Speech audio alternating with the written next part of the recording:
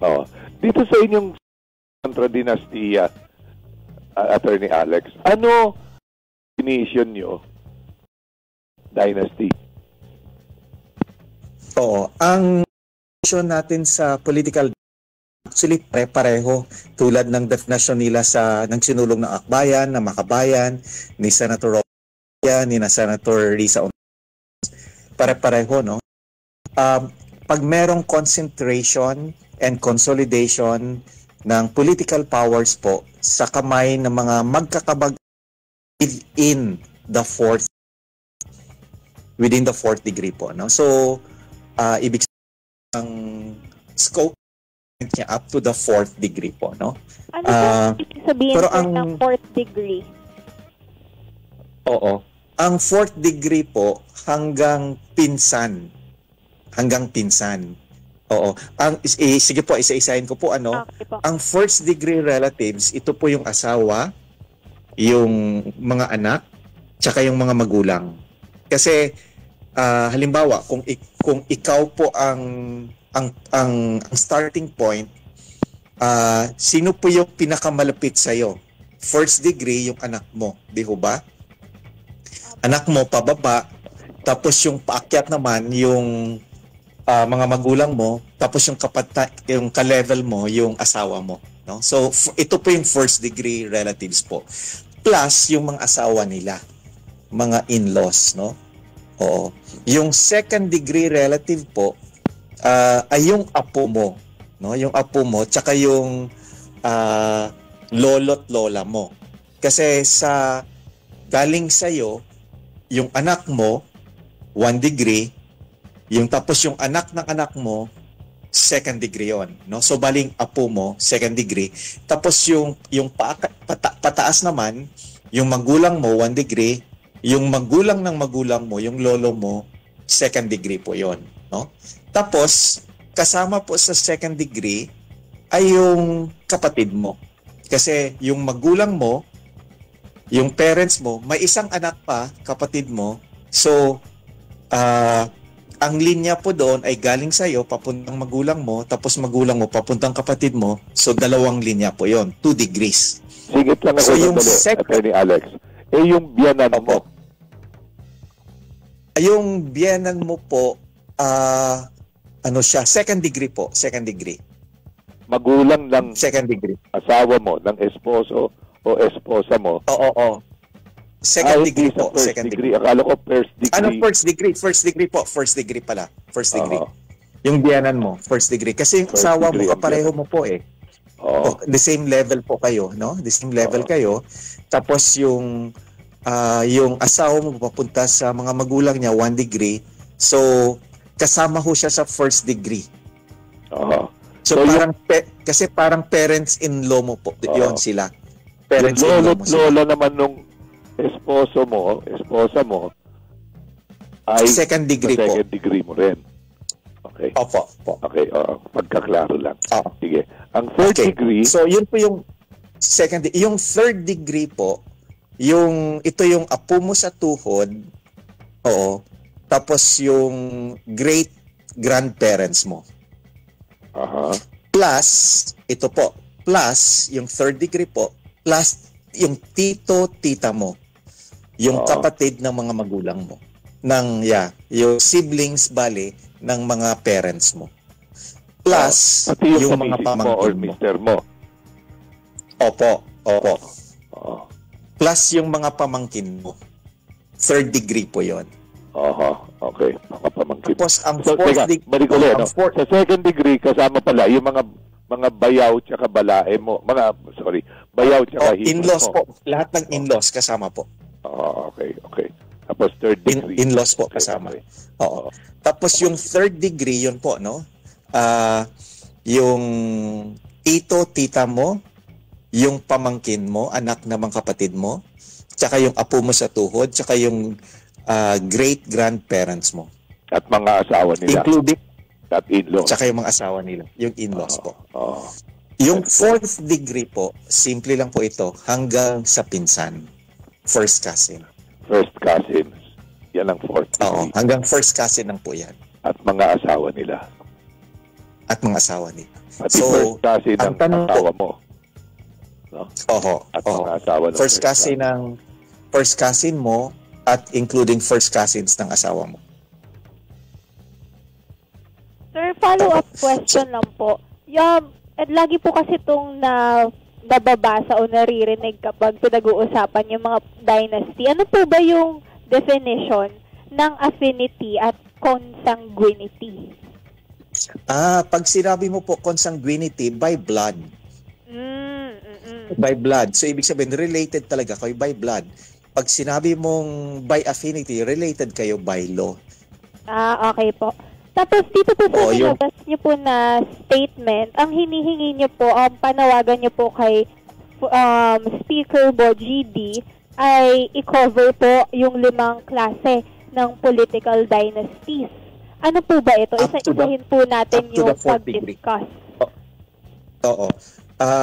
Sa ngayon po, sa bansa ho natin, may 5 klase po ng dynastiya na lumalabas, na lumalaganap. No? Hindi lang po ito simple na thin dynasty or fat dynasty or obese dynasty. Hindi lang po, no? Medyo malabo po na malabo po na classification yon.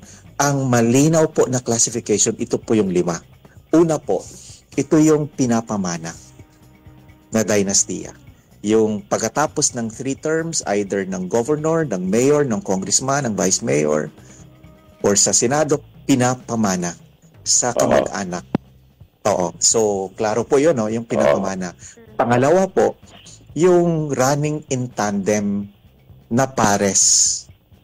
Mayor, vice mayor, parehong mag-asawa, mag-ama, mag-ina, magkapatid. Governor, vice governor, mag-asawa, mag-ama, mag-ina, magkapatid. So, running in tandem, pares, no? So, laganap na rin yan. Pangatlo po, ito yung sabay-sabay or simultaneous. Yung governor, yung tatay, yung congresswoman, yung nanay, yung 2 mayor, anak. Sabay-sabay sila. Pati yung sabay-sabay sila. Pati yung pang-apat na klase po, ito po yung sa Senado at mga local councils. Diyan sa Senado, magkakapatid, mag-ama, mag-ina. Laganap din po ang ganyan sa provincial board, city councils, sa local councils, laganap din po yan. Yun po yung pang-apat. Yung pang-5 po, ito yung sa party list. Na ang mga nominees ay galing lang sa isang pamilya. Tulad po halimbawa na kay Speaker Romualdez, tsaka yung asawa niya si Yeda, tsaka yung anak nila, sila yung nandoon sa party list nila. So ito po, no? Ito yung klaro talaga na types of dynasties na namamayagpag ngayon at namumuno sa ating lipunan. Hindi lang po yung sinabi mong thin dynasty dahil 2 sila, fat dynasty dahil 3, 5. Hindi lang po gano'n, no? Hindi yung obese dynasty dahil 5 o 10 sila. Hindi po gano'n, no? Ito ang mas klaro. Ito yung 5 klase ng dynasty na right now namamayagpag sa ating lipunan. Sir, bakit po ba nararapat na tanggalin natin itong mga dinastiya na ito? Una-una po, dahil labag ho siya sa spirit ng, alam mo yon yung, of course, yung demokrasya, no? Yung good governance, hindi niya po na ang accountability, ang transparency, ang meritocracy, nabablur niya po, no? So, yung mga principles of good governance, nabaviolate niya, no?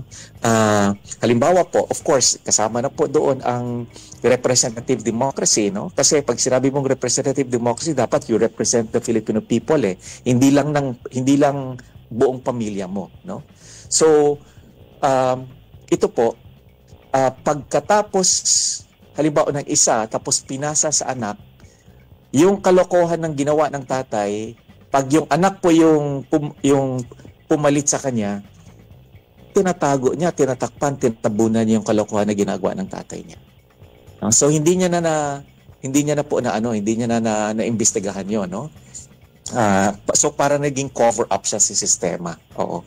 Tapos pangalawa po, halimbawa kung ang dynastiya ay hawak din nila ang council, no?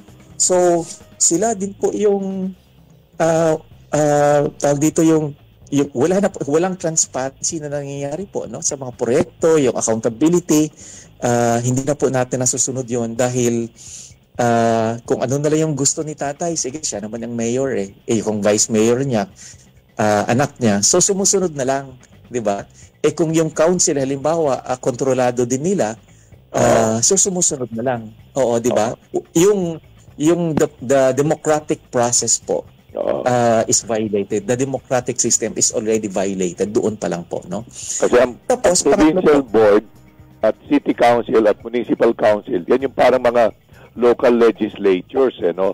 Pero ang head ng provincial board ay ang vice governor.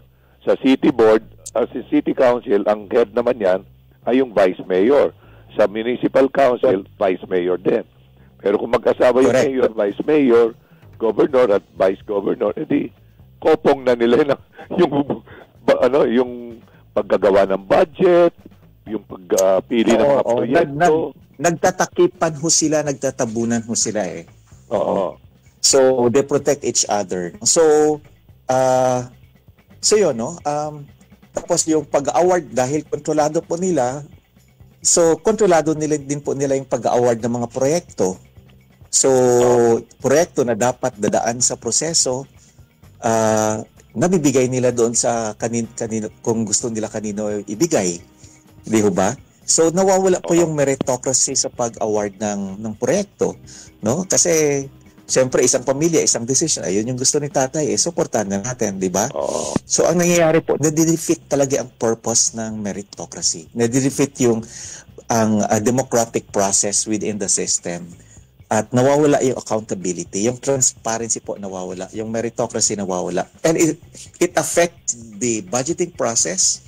Yung budget po natin affected, yung pagdesisyon po doon sa infrastructure projects affected. Kasi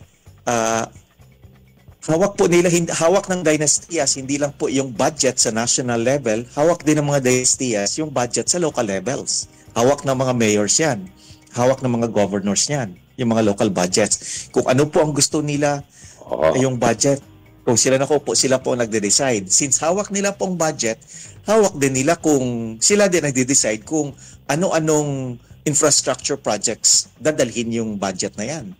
At sila din po ang nagde-decide kung yung pag-release ng budget na yan. So, talagang it distorts the entire meritocratic system, the entire democratic system pag sabay-sabay po sila na nandyan sa posisyon. Okay, ako naman may tanong ngayon, follow-up lang, Attorney Alex. Bakit hanggang pinsan ang pinopropose ninyong ipagbawal? Kasi yung, I'm taking off from the Constitutional Commission na itinatagpo nung panahon ni President Roddy Duterte na nasa ilalim ni former Chief Justice Renato Puno and former, the late Senate President Aquilino Pimentel Jr. Ang sinabi nila noon ay hanggang second degree lang. No? Kumbaga, huwag yung mag-asawa, magulang at anak, saka hanggang kapatid at lolo't lola, apo. Hindi po, alam nyo po, apat na reasons po, no, kung bakit up to the fourth degree ang sinusulong natin na prohibition sa political dynasties. Number one po, sa kultura ko kasi natin, tayong mga Pilipino, yung pinsan malapit pa. No? Malapit na kamag-anak pa yung pinsan. Pangalawa po, may mga dynastiya ngayon sa iba't ibang probinsya, including po doon sa Isabela, no? Kung saan si Speaker Faustino D nakaupo po, no? Magpipinsan po nandoon. Magpipinsan po yung mga mayors, mga ibang congressman ang nakaupo po doon. So ibig sabihin, that dynasty is composed of mga first cousins. Yun po yung yung pangatlong reason po natin, yung gawin ho natin siyang consistent, yung prohibition against nepotism. ibig sabihin, prohibition again yung pag-appoint na kontra sa nepotism. Hanggang 4th degree po yan sa batas po natin. Oo. Hanggang 4th degree po yan. So, pang-apat na dahilan po is kung hanggang the 2nd degree lang po, walang saysay po yan. Hanggang kapatid lang, hanggang apo lang, hanggang lolo lang, walang saysay po yan. Paano pag pinasa nila sa pamangkin nila? Paano pag pinasa nila sa tito, tita nila? 'Di ba? Tito nila at ninong pa nila siguro. So, ibig sabihin, yung tito po napaka-close eh. Yung uncle ko, yung tita ko, close tayo po sa mga tito at tita natin eh. Kasi sa Filipino culture po, ganun ka-close yung close-knit na family tayo, yung relations natin sa pamilya eh. So, ibig sabihin, kung up to the 2nd degree lang po, walang saysayan. Ang dali-dali nilang i-circumvent yan. That's why po, yung batas na pinasa nila sa SK law, tsaka yung batas na pinasa nila doon sa BARM na up to the 2nd degree, para sa akin po, walang saysay po yan. Soon, you will see the violations left and right.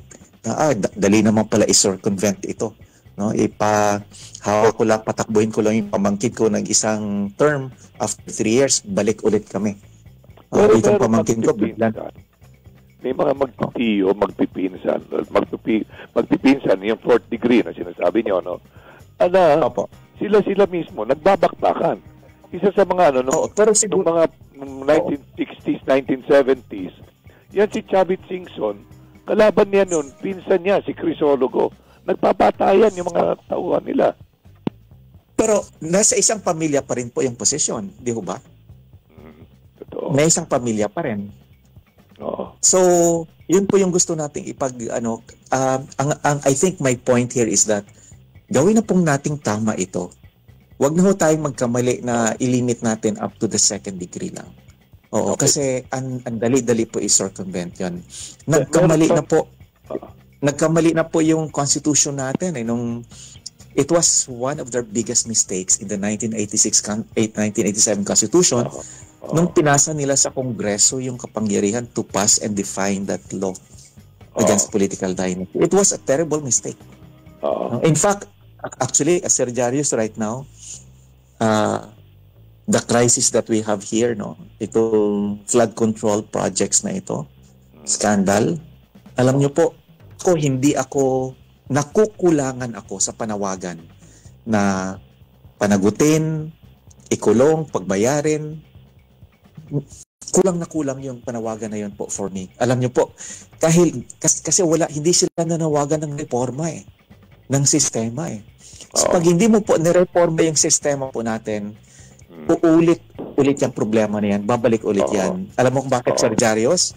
Ito po, alam nyo, noong 2004, naalala nyo ito, yung fertilizer scandal. 2004, yung fertilizer scandal. Si Jokjok Napoles, Yusek Jokjok Napoles ng DN involved po doon. Alam nyo ba kung magkano? Bulante. Alam nyo, Jokjok Bulante. Jokjok Bulante po ang involved po doon. Alam nyo po yung issue doon sa fertilizer scandal? It was ghost delivery of fertilizers, na overpriced fertilizers. Na ang involved doon mga congressman at mga mayors.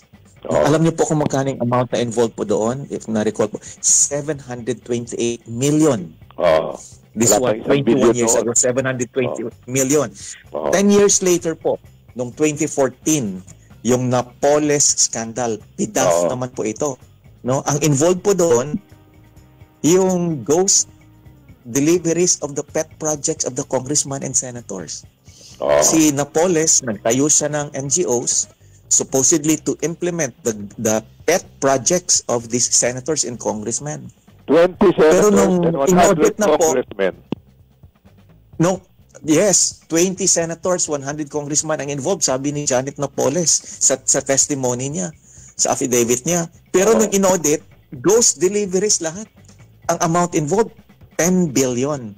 So isipin niyo po, nung 2004, the fertilizer scam, ghost deliveries of fertilizer, 728 million lang. 10 years later, naulit-ulit ang problema. Lumaki, naging 10 billion. Ghost deliveries of the pet projects of the senators and congressmen. 11 years later, 2025, 1.7 trillion na ang involved. Ghost deliveries pa rin. This time, flood control projects. Senators and congressmen pa rin. Pero ang laki na ng kasi paulit-ulit po kasi hindi natin reforma ang sistema. So, Sir Jarius, the root causes of the systemic corruption and systemic bad governance and bad leadership in our country are in the Constitution. And one of them is the anti-dynasty provision. And there are two more that I can cite to you, Sir Jarius. Root causes ng systemic corruption and systemic bad governance and systemic bad leadership. Pag hindi ho natin tinanggal itong mga root causes in the Constitution, paulit-ulit po yung problema natin. Papalit lang ng mukha, pangalan ng congressman at senator, pero ghost deliveries ulit yan. Siguro 5 years from now, the problem will recur or maybe shorter. But trillions of pesos will be involved. That's why hindi po ako nakukulangan po talaga ako doon sa panawagan na yung panagutin, ikulong at pagbayarin, hindi po kulang. Dapat po ang panawagan talaga natin, in addition to all those po reformahin ang sistema, baguhin ang Constitution. So, ito reformahin ang sistema, baguhin ang Constitution, Sir Jarius. Ngayon, yun sa 5 binanggit nyo kanina na mga uri ng dynasty, kung how they occur. Paano sa batas?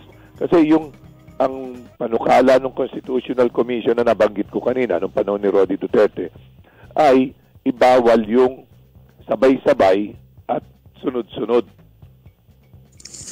Yeah. Pagka ganun ba, proposal na yan, sabay-sabay, sunod-sunod, at sinasabi nyo, up to the 4th degree. Ganon. Ang proposal natin, itong version na pinopropose natin, itong sa Contra Dynastia, ang proposal po natin is, number 1, kailangan na covered po itong 5 types, yung 5 uri na mention ko kanina. That's number 1 po. Number 2, kailangan po, 2 lang per family within the 4th degree ang pwedeng tumakbo sa politika. 2 lang po. Isa sa local at isa sa national. Okay. Yun po yung pangalawang natin, yung second essential point na sinusulong natin.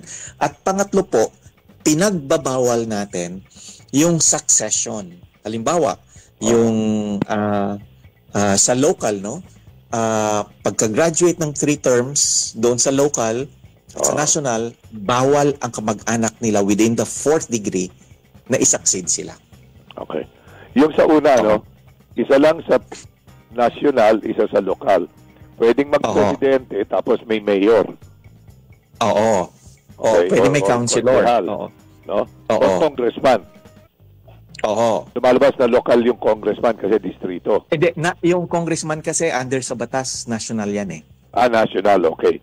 Pati yung party list. Pero, So, pero may ano din ho tayo doon na halimbawa kung ang position mo ay national po, bawal kang i-succeed ng kamag-anak mo within the 4th degree.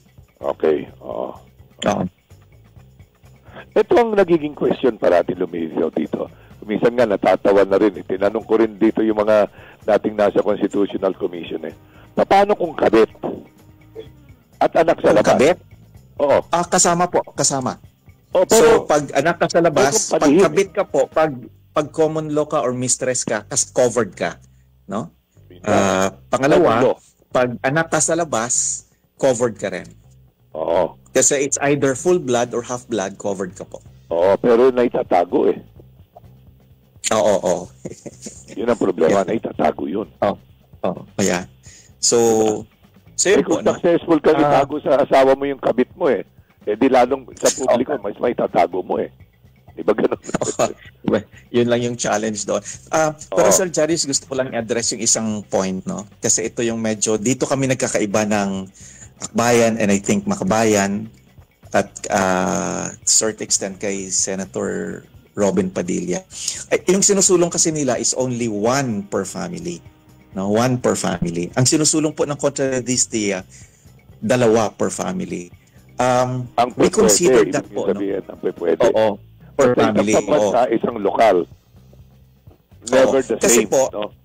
Hindi kasi may dalawang lokal o dalawang pambansa. May possible absurdities kasi pag isa lang. Halimbawa, kung isa lang, what if kung yung kamag-anak mo is councilor? Tapos mayroon kang qualified na pwedeng tumakbo for senator or for vice president or president. Bad na yon. Dahil may kamag-anak ka na councilor or vice mayor. So, sabi ho namin, we discussed this actually. We sat down with Justice Carpio on this, no? We agreed na kailangan dalawa, no? Para we are not also violating the individual's right to run for public office. And para hindi tayo masyadong restrictive sa rights ng individual members of the family. So we allow two. Sige, one in the local and one in the national. Ito nangyari na ito, no? Dati, magpinsan sila. No? Pero, magpinsan buo. Pero yung isa, na Masbate. Yung isa sa Negros, Espinosa. Ano po? At sabay silang naupo. Magpinsan buo, pero magkaibang distrito. Kung local lang po, basta magkaibang distrito, pwede po yon. Congressman po ito, national. National, so bawal po. Bawal. Kasi they will be sitting in the house And pag nagbotohan, it will affect. Di ba? One vote can affect the majority. Magkaibang probinsya at distrito.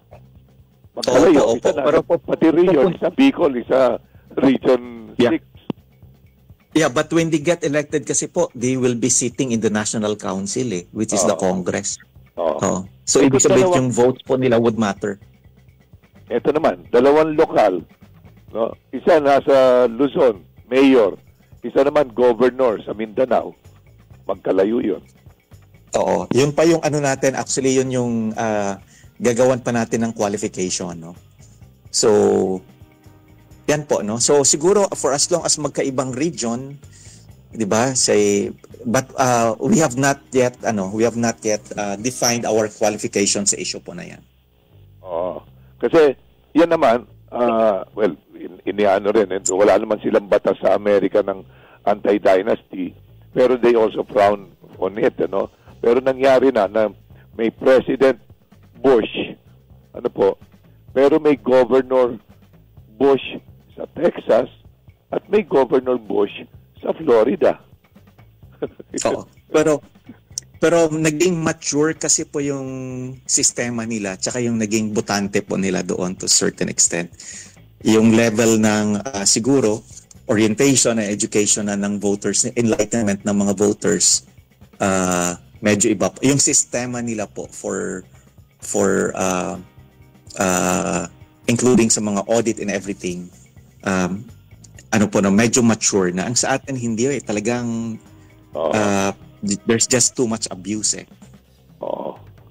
Pero yung paano magagawa rin sa mga ganon, yung naitatago yung mga pangalan Parang nitong huling eleksyon, may kumandidatong party list na kamag-anak ng isang mataas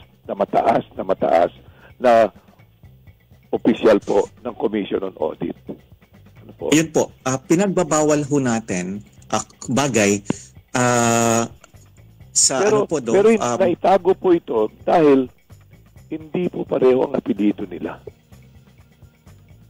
At hindi pareho yung apelyido miski doon sa nanay kasi nag-asawa na muli yung opisyal na yon at yung asawa niya may dating asawa.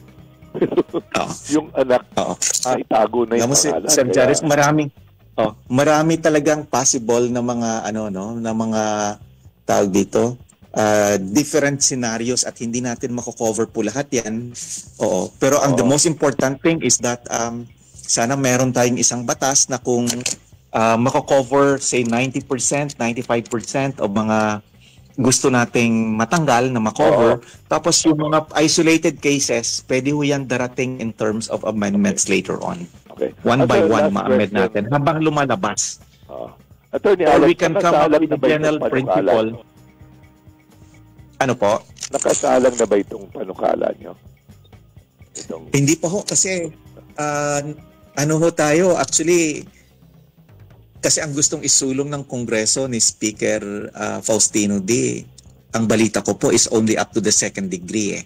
So nag-file na po, nag-file ng Akbayan, I understand nag-file na rin ang Makabayan, si Senator Risa mag-file na rin sa Senado, but historically naman po sa Senado, pumapasa yung anti-dynasty bill, no? Doon lang talaga sa House, sa Kamara, hindi pumapasa. Pero ito ngayon, ito yung panibagong element na si House Speaker Faustino D mismo ang magsusulong daw ng anti-dynasty bill. Pero ang balita ho namin is that ang isusulong nila is only up to the second degree. Kung up to the second degree po, ngayon pa lang po, sinasabi ko na, walang saysayan. Ang dali nila. Sa Senado ito, 4 na paris na magkapatid doon. Precisely po, no? Precisely. Oo. So, nandoon of course, nandoon mga Villars, Cayetanos, Estradas, Tulfos, di ba? Muntik pa maging 3 yung Tulfo. Sa lokal. Muntik pa maging 3 ang Tulfo dyan sa Senado di ba? Oo. So yun po. So antayin ho natin ang balita ho namin ang version na isusulong ni House Speaker Faustino D sa Kamara ay up to the second degree lang. Ngayon pa lang po, sinasabi ko na walang saysayan. Ang dali-dali nilang i-circumvent yan. Dali-dali nilang paikutan yan. Patakbuhin lang nila ang pamangkin nila or yung tita nila ng 1 term, 3 years. After 3 years, balik na naman ang pamilya nila. No? So, walang saysayan. Magsasayang lang po tayo ng dyan. Hindi yan ang tunay na magsusolve ng problema natin. Kaya po, at the moment na nilabas ng House yung version nila na up to the second degree, tayo po by January, lalarga na po ito, isusulong po natin. No? Dapat isulong na natin ang People's Initiative na hanggang 4th degree ang covered ng prohibition. Okay.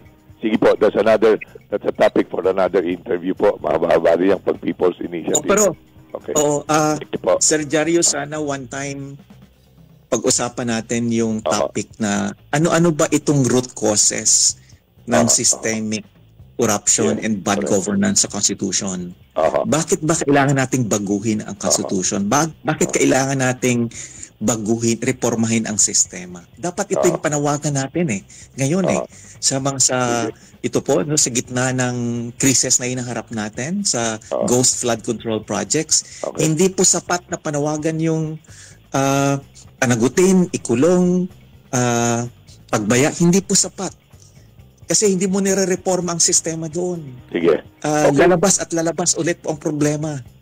No? Kailangan po talaga reformahin ang sistema, baguhin ang Constitution. Attorney Alex, we will talk about that also.